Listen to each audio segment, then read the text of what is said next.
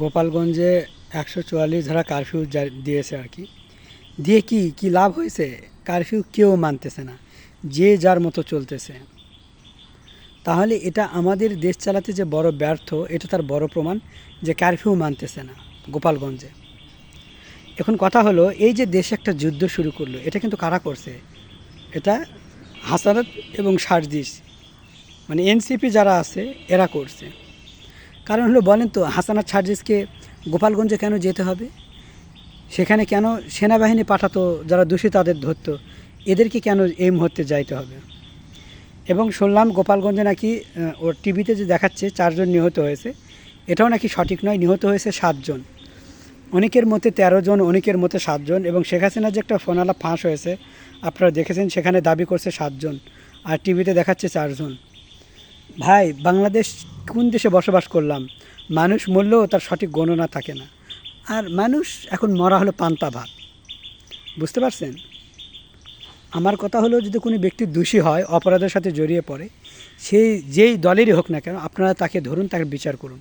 কিন্তু যদি কোনো ব্যক্তি নির্দোষ হয়, শুধু দলের খাতিরে তাকে ধরবেন, এটা অন্যায়। একজন নির্দোষ ব্যক্তিকে দলের খাতিরে আপনারা ধরবেন না।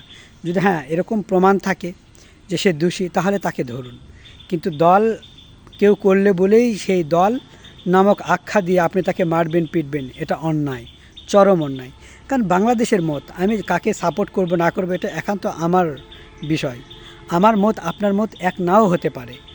যেখানে পিতামাতা, যেখানে সন্তান, বাবা মা, নিজের বাড়ির লোকজনেরই মতামত এক হয় না, সেক্ষেত্রে আমরা তো দেশের মানুষ, আমাদের মতামত কিভাবে এক হবে? যেখানে বাড়ির লোকজন, অনেক সময় দেখো না, মা ছেলেও মত বিনিময় একটা অপরের সাথে সাংঘর্ষিক হয়, মিলে না।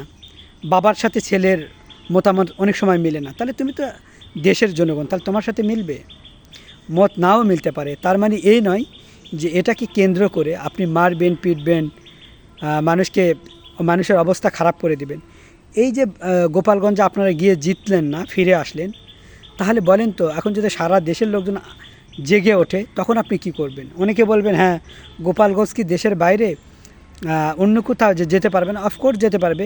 প্রশ্ন তো আমারও, যে গোপালগঞ্জ তো দেশের বাইরে নয়, দেশেরই ভিতর। তাহলে যারা অপরাধী তাদের নামে মামলা দিয়ে বিচার করা হোক।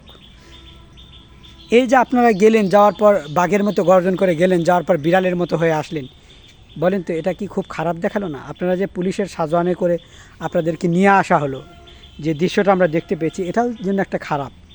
কারণ আপনারা সরকার হিসাবে ব্যর্থ, বুঝতে পারছেন? আমার বুঝা আসে না, আপনারা যখন ব্যর্থ, তারপরেও কেন গদিতে আসেন? যখন আপনারা বুঝতে পারছেন যে আমরা নিজেরাই ভুলের মধ্যে আছি, ব্যর্থর মধ্যে আছি, আপনারা সেনাবাহিনীর কাছে যান, দেশটা তাদের হাতে তুলে দেন। বাংলাদেশের মানুষ এখনও সেনাবাহিনীকে ভরসা করে, বুঝতে পারছেন? আপনাদেরকে ভরসা করে না, কারণ আপনারা তো যোগ্য মানুষ না, যোগ্য না। আপনারা এত অপরাধের সাথে জড়িয়ে পড়ার পরেও আপনারা যে বড় বড় লেকচার দেন, যা ভাবা যায় না। আমার কথা হলো, যেহেতু আমি কোনো জিনিস চালাতে পারি না বা পারছি না, বা আমি অক্ষম, তাহলে যারা সক্ষম তাদেরকে দিয়ে দিব। যেরকম দেশ, আমি এত বড় দেশ, তার আমার ব্যক্তিগত বিষয় না, ব্যক্তিগত সম্পদ না। দেশ হলো সবার। যখন সবার আমানতের খেয়ানত হচ্ছে, আমি দেশটাকে সুন্দরভাবে পরিচালনা করতে পারছি না, তাহলে সাথে সাথে আমি দেশটা সেনাবাহিনীকে দিয়ে দিই, সেনাবাহিনী পরিচালনা করুক। যেহেতু আমি পারছি না, দিলে সমস্যা কোথায় রে ভাই? যে জিনিস পারি না, নিজে ছোট হলে কোনো সমস্যা নেই, যে আমি পারছি না ভাই, তোমরাই চালাও, হয়ে গেল। দেখবেন তাহলে এতে করে মানুষ আপনাদের সম্মান করবে, শ্রদ্ধা করবে, যে না রে ভাই, ওরা চেষ্টা করছে, পারেনি, নিজে নিজে কী করছে, এখান থেকে অব্যাহতি দিয়ে দিছে। এটা কত সুন্দর কথা। এবং মানুষজন বুঝবে যে না, সবাই এই বাংলাদেশ চালাতে পারবে না, একটা যোগ্য ব্যক্তি দরকার। অথচ আপনারা দেশের মধ্যে কেউ যুদ্ধ লাগিয়ে দিলেন। এর কারণ কি বলেন? এই কারফিউ, এমন কারফিউ দিলেন যে কেউ মানেই না। এমন কারফিউ দেওয়ার কোনো দরকার ছিল?